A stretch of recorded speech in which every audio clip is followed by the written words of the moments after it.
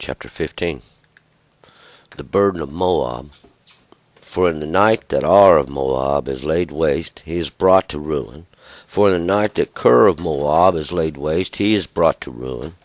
He is gone up to Baith, and to Dibon, to the high places, to weep upon Nebo, upon Medeba. Moab howleth, and all their heads is baldness, every beard is shaven. In their streets they gird themselves with sackcloth on their housetops, and in their broad places every one howls, weeping profusely. And Heshbon crieth out, and Lealah. Their voice is heard even unto Yahaz. Therefore the armed men of Moab cry aloud, his soul is faint within him. My heart crieth out for Moab. Her fugitives reach unto Zoar, a heifer of 3 years old. For by the ascent of Luhith with weeping they go up. For in the way of Horonaim they raise up a cry of destruction. For the waters of Nimrim shall be desolate. For the grass is withered away, the herbage felleth, there is no green thing. Therefore the abundance they have gotten, and that which they have laid up, shall they carry away to the brook of the willows.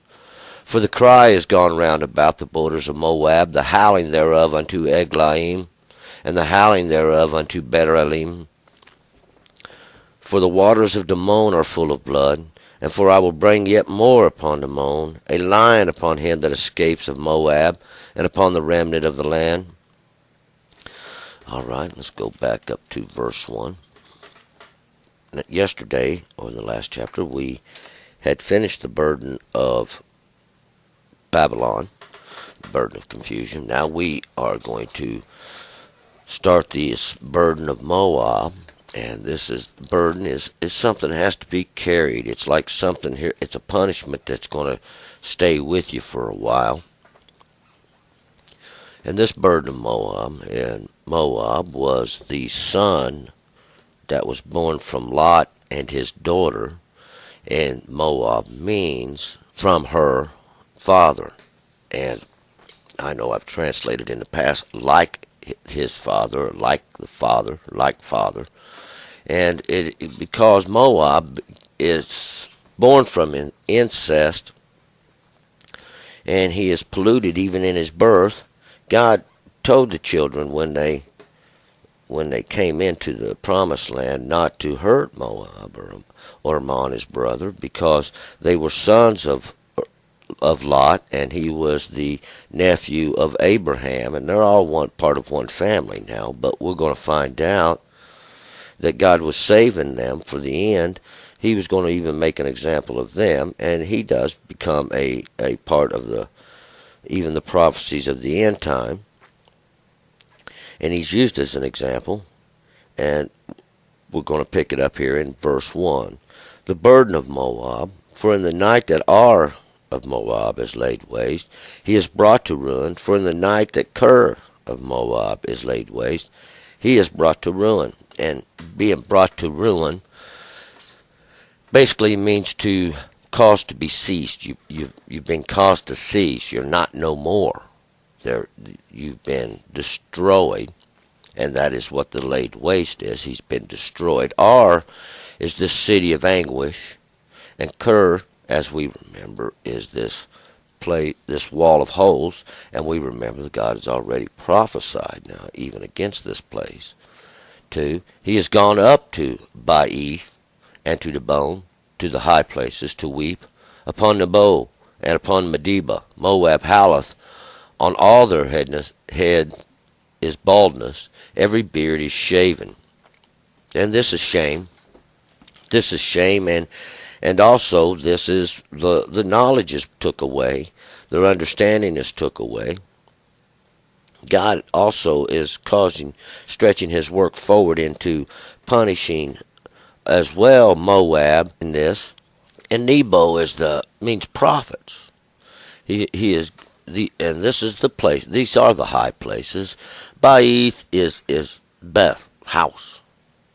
And this Dibon means this house of it's wastings. And that's what we're talking about, this house of wastings. These high places, these where the prophets are, and we're going to find out even these are the prophets of a lying mouth. And Medeba are those waters of rest. And this is what they're always talking about, these waters of rest. But God's going to cause this now to turn around. 3. In their streets they gird themselves with sackcloth. On their housetops and in their broad places every one howls, weeping profusely. And there's great anguish here in the city, even this city of anguish, where God has brought now everybody into sackcloth, and there's howling and crying and weeping. See, God has caused this. 4. And Heshbon crieth out, and Elialah. And Heshbon is that stronghold. That stronghold's crying out, and Elialah, this mighty one that ascends. Their voice is heard, even unto Yahaz. And Yahaz is that place that is trodden down. Therefore the armed men of Moab crieth aloud, and his soul is faint within him.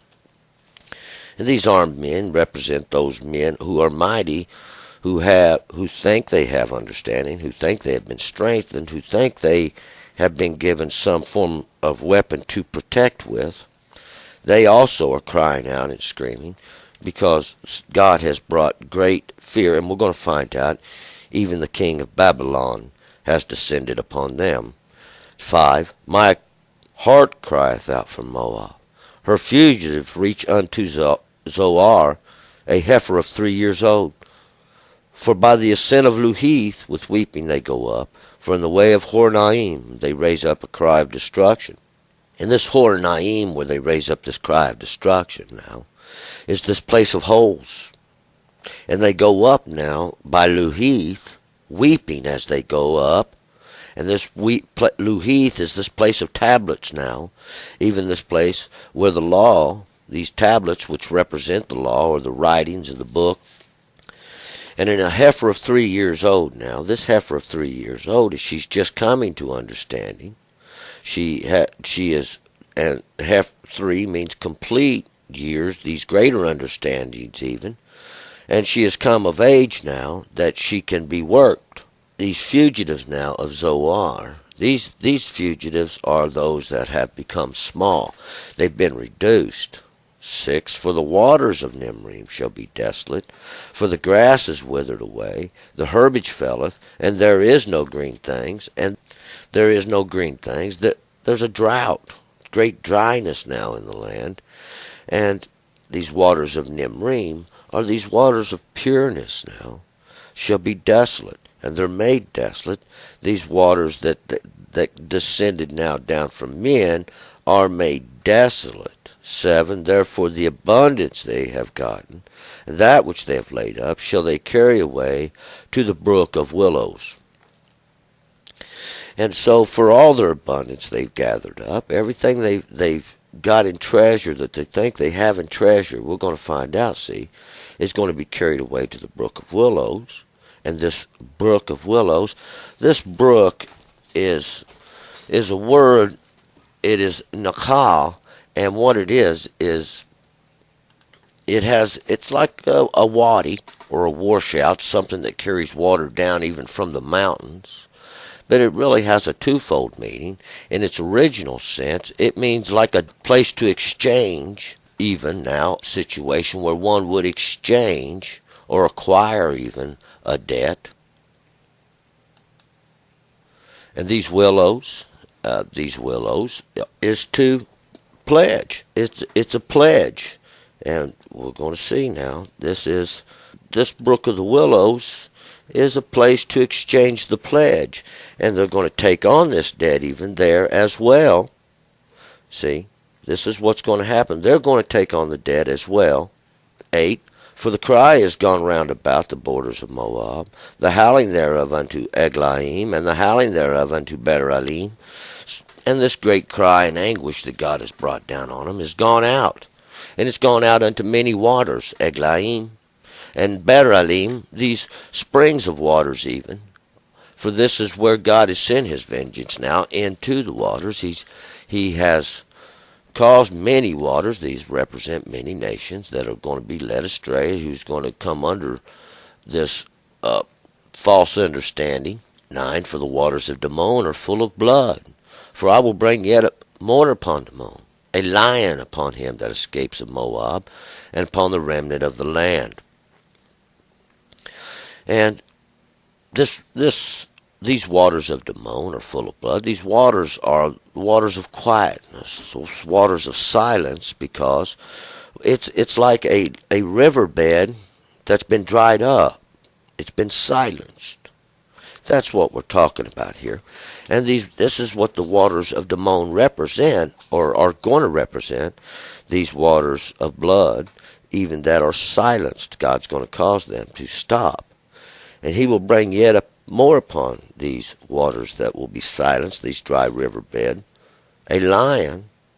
And this lion is lions upon him that escapes of Moab, and upon the remnant of the land. And what these are images of terror, images of a lion ripping and tearing and destroying in the city. And this is what the intent is behind this understanding. And God is bringing great images of terror upon Moab. And this is those that are from her father, even this marriage or this incestual relationship that is being used as an example. We're going to move on now to chapter 16.